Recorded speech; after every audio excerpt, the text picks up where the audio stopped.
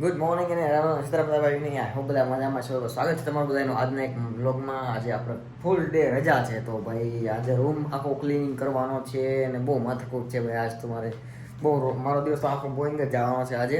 જોઈએ 24 કલાક આપણે આ રૂમમાં જ બંધ રહેવાનું છે. તમે રૂમની હાલત જોઈ જોજો કંઈક.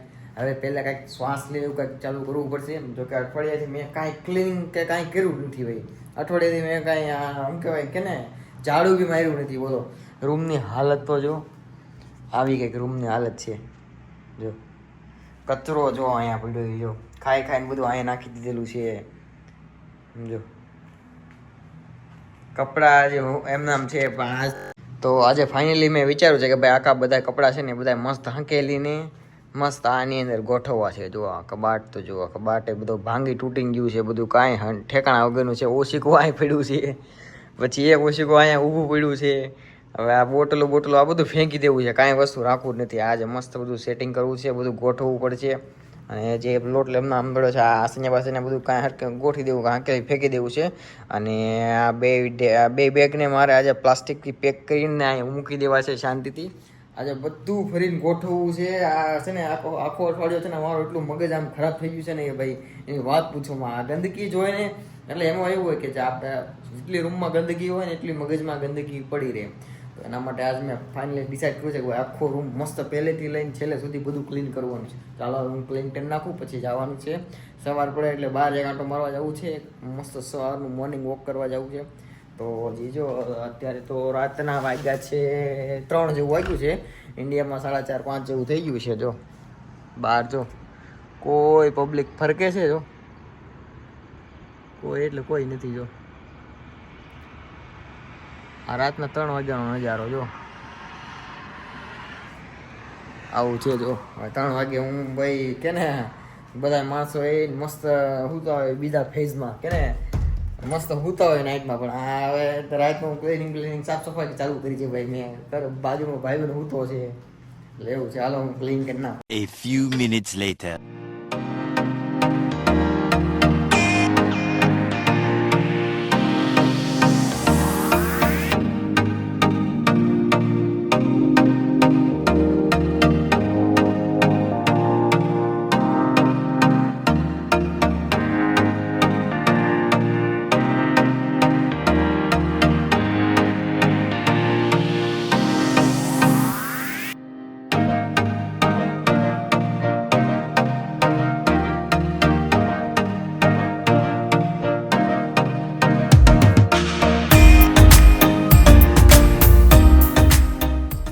એવું મેં લેપટોપ ચાલુ કર્યું તો ભાઈ મને ખબર પડી કે વાઈફાઈ વી ગયું છે ભાઈ. તો જો હવે વાઈફાઈ વી જાય એટલે પહેલાં તો 2 સોલ્યુશન છે. એક તો પહેલાં ઓલાને ફોન કરવાનો કે ભાઈ વાઈફાઈ કેમ, એટલે આખા મહિનામાં એકાદ વખત એવું થાય છે કે ભાઈ ક્યારેક વાઈફાઈ ઇન્ટરનેટ ન આવે તો કાંઈક કેબલમાં પ્રોબ્લેમ હોય કે કાંઈ નીચે પ્રોબ્લેમ હોય. બાકી અમારે કોઈ ઇન્ટરનેટ બંધ થતું નથી. તો આ જોવું પડશે કે આ નેટ કેમ બંધ થયું મારે.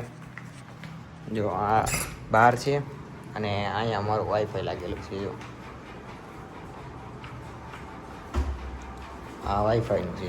હવે બંધ કેમ છે બરાબર એના માટે એનો તો વાયર અહીંથી અહીંયા વાયર નીકળે છે એનો. અહીં કંઈક છે એનું મેઇન હબ તો જો અહીંયા છે. જો અહીંયા તો અહીંયા કંઈક કરવું પડશે. વાઈફાઈ બંધ કેમ થઈ ગયું મારું બેટું. આ વાઈફાઈ છે ને આ મારી ભાઈ એમ કે ને કે જીવા દોરી છે. જીવાની શું કહેવાય, જીવાની દોરી કે ને જીવા દોરી એ આવડી આ વાઈફાઈ મારું ભાઈ. બંધ થઈ ગયું એનું કારણ એ કે અહીંથી કંઈક રીસેટનું બટન આવે છે. અહીંયા રીસેટનું બટન છે. જો અહીંયા રીસેટ કરવું પડે છે. એને ફોન કરીને મેં કીધું કેમ બંધ થઈ ગયું. તેને મેસેજ આવી કે એક વખત ખોલીને પછી ખોલીને એટલે ડિસ્કનેક્ટ કરીને પછી રીસેટ કરીને પછી ચાલુ કર્યો. તો તમારે ત્યાં ઇન્ડિયામાં જીઓ આવતું છે પણ અમારે તો જો અહીંયા વાઈફાઈ જિંદાબાદ ભાઈ. અહીંયા તમારે અનલિમિટેડ ભાઈ કેટલું 5Gની સ્પીડ આવે ભાઈ અનલિમિટેડમાં ભાઈ. ફૂલ ધબધબાવી બોલાવો લેપટોપમાં. હું લગભગ રોજનું 10 થી 15 GB હું રોજનું ચૂસી લેતો હોય આ ફોનમાં અને લેપટોપમાં. પછી બીજા ફોનમાં 3 ફોન થયા મારે. 3 ફોનમાં હું ધબધબાટી વાઈફાઈ આવું. તમારે રોજનું 1.5-2 GB આવતું છે પણ અમારે તો ભાઈ અનલિમિટેડ આવે. ધબધબાટી બોલાવી દેવાનું. નેટવર્ક ફૂલ ભાઈ. સ્પીડ એક ઓલી ઓછી ન થાય. જેટલી સ્પીડ આવતી હોય ને એટલી જ આવે કન્સિસ્ટન્ટ.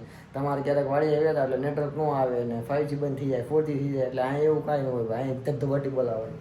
તો હું જોઉં છું ડિસ્કનેક્ટ કરી દઉં, કારણ કે આખો દિવસ રજા કાઢવી કેમ ભાઈ એની વગર આખો દિવસ કાઢવો બહુ મુશ્કેલ કહેવાય ભાઈ. કે છે ને આમ કે ને કે ખાવા પીવાનું વગર હાલે પણ ઇન્ટરનેટ વગર ન હાલે, ડેટા વગર ન હાલે. એટલે શું કહેવાય, આટા વગર હાલશે પણ ડેટા વગર નહીં હાલે એમ. જો હવે ડિસ્કનેક્ટ પાછું કનેક્ટ કરી દઉં, ઓલા ફોન કર્યું પાછી લાલ લાઈટ થાય એટલે હજી નથી હાલતો એનો મતલબ એમ. હા જો લીલી થઈ ગઈ, હવે કમ્પ્લીટ ભાઈ, ડન. હાલવા મળી ગયું.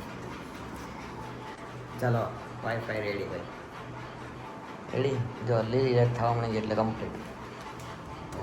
જોયું કનેક્ટ થઈ ગયું, કનેક્ટ થયું. બાકી ઇન્ટરનેટ વગર બાકી આખો દિવસ કાઢો ભાઈ, શું કહેવાય મરવા બરોબર થાય ભાઈ કે નેટ વગર. જો આવી ગયું. હજી જો અહીં ઘણા લોડિંગ થાય છે. સવારના 5 વાગી ગયા. જો